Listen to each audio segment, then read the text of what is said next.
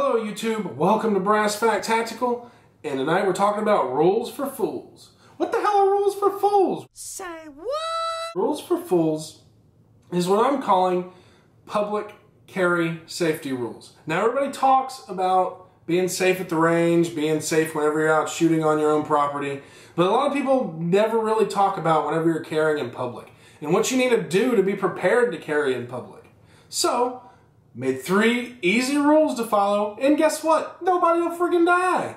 So, number 1, do not touch the weapon unless to preserve life or maintain control of that weapon. Rule number 2, make sure you're carrying your weapon in the proper apparatus. Rule number 3, know your weapon and how it works.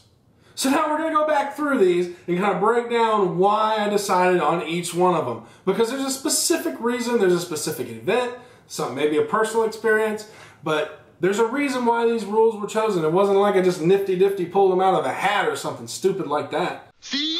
Nothing up my sleeve. Presto!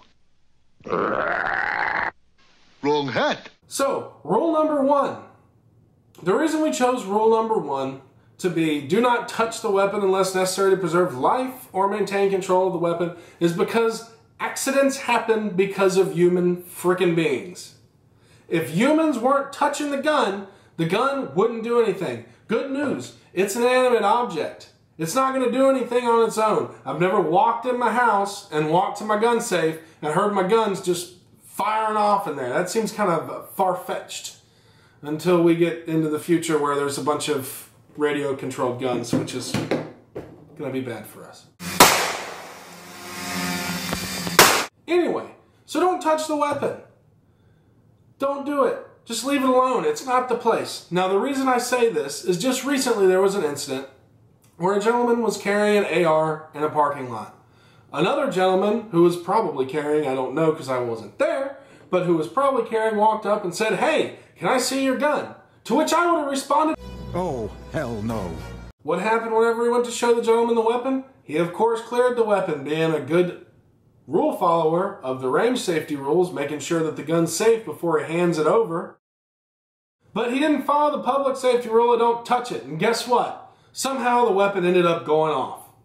Now, why did the weapon go off? Because he was touching it. If he had just left the weapon at his side and whatever grip he probably had it in to make sure it wasn't swinging around, hitting people in the face, which is never a good thing, except for maybe with certain things, then that would not have happened. It doesn't matter if it's a weapons malfunction. Brand new gun. It doesn't matter because you touched it and that's the only way it went off. Sorry. So let's move on to rule number 2.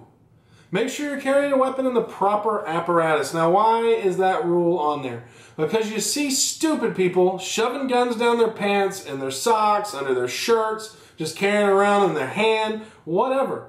That's freaking stupid. Making the belt line visible at all times. Our students may not wear baggy pants or colors and insignias that are commonly associated. In case you haven't noticed, what if you sit down in a booth somewhere, you don't have your firearm in a holster, and then you leave the restaurant and the gun's just sitting there by itself? 1, you're out of gun. It doesn't matter how expensive that gun is because guess what? You don't have it anymore. And 2, you don't know who's going to get that gun, where it's going to go, who's going to have it. And 3, you'll probably get some kind of charge, which is never good for you, and make everybody else look freaking stupid. You are stupid. I was trying to save it. So, let's make sure we're carrying the weapons properly. Just recently, there was a story about a gentleman going out to help guard one of the recruiting stations. I don't have a problem with this movement. I think it's pretty neat. However, if you're going to do it, make sure you have the proper things to be out in public with your firearm. You know, don't just, I don't know, shove a gun in your pocket like this imbecile did. And go out and sit down, boom, weapon goes off. Luckily, no one was hurt, but guess what? We all still look stupid because of one person's actions. Hey, stupid! What do you think you're doing? Now, I carry a 1911. You can say whatever you want about me carrying a 1911, I really don't care. I enjoy it and I carry it. Sorry. Fuck off. What are you gonna do about it? Now, I carry this weapon generally in one of two holsters. This Black Hawk right here, which is a level 3, so it has a thumb release and the regular Serpa on it. This holster, I don't have to touch the weapon at all. It just kind of hangs there, like other things. But I never have to touch the weapon because I know it's safe in this holster, and I know that it's connected to my belt with these screw holes, so I never have to touch it. Talk about screw holes. So I never really have to touch it. I don't particularly like this holster, so I went and bought another one a long time ago, and that would be this Uncle Mike's paddle holster. This is one of the most freaking comfortable holsters I have ever worn. And I have to tell you, Uncle Mike's, that is freaking awesome. So, one thing about this holster, if you refer back to rule number 1, I say, do not touch the weapon unless necessary to preserve life or maintain control of the weapon. When this weapon is in the holster, this being a 1911, it has thumb safeties. As you can see, these thumb safeties can move freely in this holster. So that means sometimes when I'm out in public, I have to touch the weapon to make sure I'm maintaining control of this weapon. So generally what I'll do is reach back with these two fingers and simply pull up and make sure that the safety is on. This being a single action weapon, it's pretty important to have the safeties on. And of course I carry chamber. Gator don't play no shit. You feel me? Gator never been about that. Never been about playing no shit. So, I just reach back and I pull up on these thumb safeties and make sure they're on, make sure the weapon is safe. What I don't do is reach down in a violent manner and grab the firearm like I'm about to draw it so that Joe Blow over there shoots me in the chest because he thinks I'm about to kill somebody for no reason. So again, I have to touch the weapon to maintain control of it, but I'm doing it in a non-threatening manner in a way that makes freaking sense. So how about them apples? Rule number 3. Know your weapon and how it works. This is really important because not every weapon functions the same way. This 1911 has thumb safeties. Somebody else's gun is a double action, where this is a single action. Somebody else's gun has a decocker, and somebody else's gun may have a different type of safety. It doesn't matter what everybody else's gun is doing. Make sure you know what yours is doing. And that may mean not your neighbor.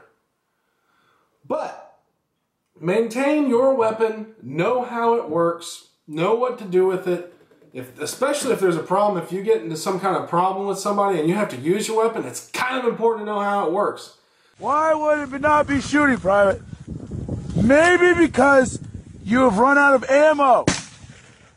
So it's also important to know how it works for safety reasons. If I didn't know anything about this weapon and I just went out, I'd probably have these safeties off the whole time because I didn't know that I needed to turn them on. So you're probably going to want to make sure that you know everything about your weapon so that you can safely carry it around. If you can't follow these 3 rules, then you probably don't need to be carrying a firearm. You probably don't need to be anywhere near a firearm because you or somebody else is going to get hurt. And it's going to suck. And you're either going to be in the ground or spending the rest of your life in friggin' prison because you killed somebody's kid or somebody's wife or somebody's daughter or whatever. So don't do that. Just follow the rules for fools. It's so easy, fools can do it. Hey guys, thanks for watching. You can like and subscribe down at the bottom. We're going to have a bunch more content coming your way. I really appreciate it. And help me out, share this. We're on Facebook, we're on Twitter. You can send us questions, comments, whatever you want. Heck, maybe you got the idea for the next show. It's going to be a lot of fun. Thank you for joining me, and I sincerely hope to see you again.